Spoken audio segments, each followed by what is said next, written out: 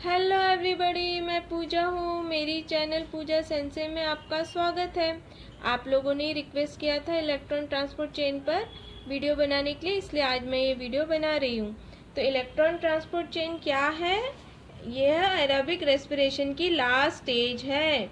ये aerobic respiration की last stage है और ये ग्लूकोज मेटाबॉलिज्म का ओनली पार्ट होता है। सिर्फ यही पार्ट होता है जहाँ ऑक्सीजन यूज़ किया जाता है, यूज़ होता है।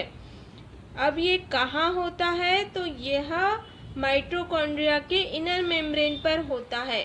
हमने माइटोकॉन्ड्रिया का स्ट्रक्चर अच्छे से पहले देख चुके हैं। उसमें कैसा रहता है? Outer membrane, inner membrane, inter membrane space और मैट्रिक्स रहता है। तो हम ये देख चुके हैं पहले से ही। तो ये कहाँ होता है? माइटोकॉन्ड्रिया के इनर मेम्ब्रेन पर होता है इलेक्ट्रॉन ट्रांसपोर्ट चेन की प्रोसेस। अब हम देखेंगे कि इलेक्ट्रॉन ट्रांसपोर्ट चेन है क्या। ये रेडॉक्स रिएक्शन की सीरीज है।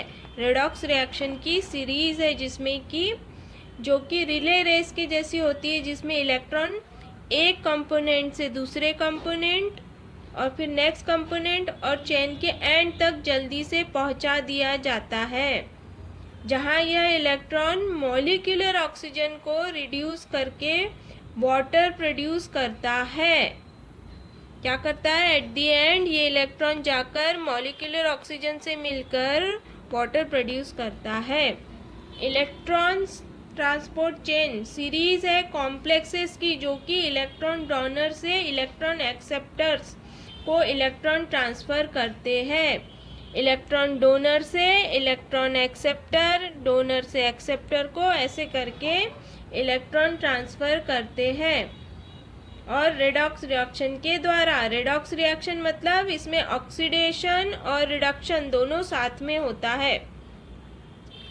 इस इलेक्ट्रॉन के साथ ही प्रोटॉन यानी H+ आयन भी ट्रांसफ़र होते हैं मेम्ब्रेन के अक्रॉस। अब ये क्या होता है? इलेक्ट्रॉन ट्रांसफ़र हो रहा है यहाँ से यहाँ, यहाँ से यहाँ, यहाँ यहाँ। ये जो इलेक्ट्रॉन ट्रांसफ़र हो रहा है इसके साथ साथ में क्या होता है?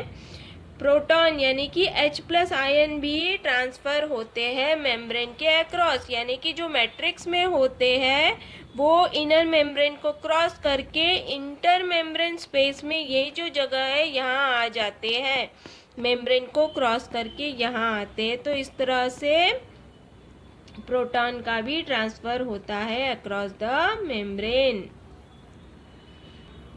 अब हम सबसे पहले देखेंगे कि ये जो कॉम्प्लेक्सेस जो होते हैं ना, ये क्या होते हैं। ये कॉम्प्लेक्सेस क्या होते हैं? स्ट्रक्चरल प्रोटीन होते हैं एक तरह के, और ये फॉस्फोलिपिड मेम्ब्रेन में एम्बेडेड होते हैं। देखो ये इनर फॉस्फोलिपिड मेम्ब्रेन है, इसमें ये एम्बेडेड है, इसमें एम्बेडेड है, इसमें ये एम्बेडेड है। और साथ में क्या होता है? ये मेटल आयन वगैरह के साथ कंबाइन होते हैं, जैसे कि आयरन वगैरह होता है उससे कंबाइन होते हैं, ताकि प्रोटॉन यानी कि H+ आयन के एक्सपल्शन में हेल्प कर सके, बाहर उसको एक्सपेल करने में हेल्प कर सके, इंटर मेम्ब्रेन स्पेस में उसे पहुंचाने में मदद कर सके। तो ये होते हैं कॉम्प्लेक्सेस। ऐसे 4 कॉम्प्लेक्स है, 1 2 3 4। पहले कॉम्प्लेक्स को NADH डिहाइड्रोजनेस कहते हैं। दूसरे कॉम्प्लेक्स को सक्सिनेट डिहाइड्रोजनेस कहते हैं। थर्ड कॉम्प्लेक्स को साइटोक्रोम C रिडक्टेस कहते हैं। फोर्थ कॉम्प्लेक्स को साइटोक्रोम C ऑक्सीडेस कहते हैं। ऐसे 4 कॉम्प्लेक्स है जो कि इलेक्ट्रॉन एक से दूसरे को डोनेट करते हैं। अब ये इलेक्ट्रॉन ये जो कैरी करते हैं ये कॉम्प्लेक्सेस, ये कहाँ से मिलते हैं इन्हें? NADH और FADH2, इनसे ये इलेक्ट्रॉन इन्हें मिलते हैं जो कि ये कैरी करते हैं, और एट द एंड ये जाके ऑक्सीजन तक पहुँचते हैं और वो वाटर में रिड्यूस होता है ऑक्सीजन। ये इलेक्ट्रॉन ट्रांसपोर्ट चेन जो है असल में एंजाइमेटिक सीरीज है इलेक्ट्रॉन डोनर्स और एक्सेप्टर्स की। हर इलेक्ट्रॉन डोनर इलेक्ट्रॉन देता है मोर इलेक्ट्रोनेगेटिव एक्सेप्टर को, electron donor more electronegative acceptor को देता है। इस तरह से एक से दूसरे को ये जल्दी जल्दी इलेक्ट्रॉन देते हैं।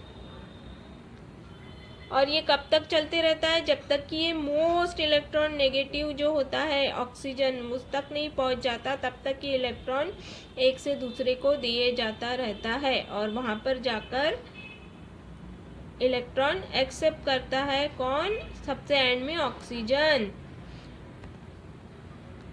अब इस पूरी सीरीज ऑफ रिएक्शन, ये ऑक्सीडेशन रिडक्शन जो होती है, इस पूरी सीरीज ऑफ रिएक्शन जो होती है उसमें उस सीरीज से जो एनर्जी रिलीज होती है उससे एटीपी फॉर्म करने में यूज़ होती है।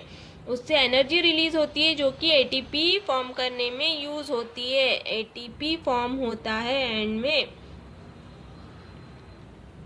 ये इलेक्ट्रॉन रिएक्शन बिगिन करते हैं कॉम्प्लेक्स 1 में, फिर कंटिन्यू होता है कॉम्प्लेक्स 2 में, फिर कॉम्प्लेक्स 3 के पास जाते हैं, फिर साइटोक्रोम सी के पास, फिर कोएंजाइम क्यू के द्वारा, कोएंजाइम क्यू के द्वारा फाइनली कॉम्प्लेक्स 4 तक ये पहुंचा दिया जाता है। क्या? इलेक्ट्रॉन। तो हमने देखा कि इलेक्ट्रॉन यहाँ से यहाँ ट्रांसफ़र होने के साथ ही साथ मैट्रिक्स से इंटर मेम्ब्रेन स्पेस जो होती है वहाँ पर क्या होता है? प्रोटॉन H+ आयन भी आते हैं। तो इस प्रोसेस में क्या बनता है? एटीपी बनता है। इससे एटीपी का प्रोडक्शन होता है। एटीपी बनने का अमाउंट डायरेक्टली प्रोपोर्शनल होता है नंबर ऑफ H+ आयन जो कि इनर माइटोकॉन्ड्रियल मेम्ब्रेन के अक्रॉस पंप होते हैं। जितने H+ आयन होंगे उतने एटीपी बनेगा, डायरेक्टली प्रोपोर्शनल होता है। कॉम्प्लेक्स 1 जो होता है जहाँ से NADH के इलेक्ट्रॉन्स चेन में एंटर करते हैं। कॉम्प्लेक्स 2 होता है जहाँ से FADH2 के इलेक्ट्रॉन्स एंटर करते हैं। देखो NADH के इलेक्ट्रॉन यहाँ एंटर कर रहे हैं, FADH के कॉम्प्लेक्स 2 में एंटर कर रहे हैं। फिर कोएंजाइम Q जो होता है वो इलेक्ट्रॉन को कॉम्प्लेक्स 3 को देता है। यहाँ ये ऐसे करके यहाँ 3 को देता है, 3 को देता है। फिर साइटोक्रोम C कॉम्प्लेक्स 4 को देता है। फिर उसके बाद में क्या होता है? 3 साइटोक्रोम C को देता है, 3 जो है साइटोक्रोम C को देता है और साइटोक्रोम C कॉम्प्लेक्स 4 को इलेक्ट्रॉन देता है।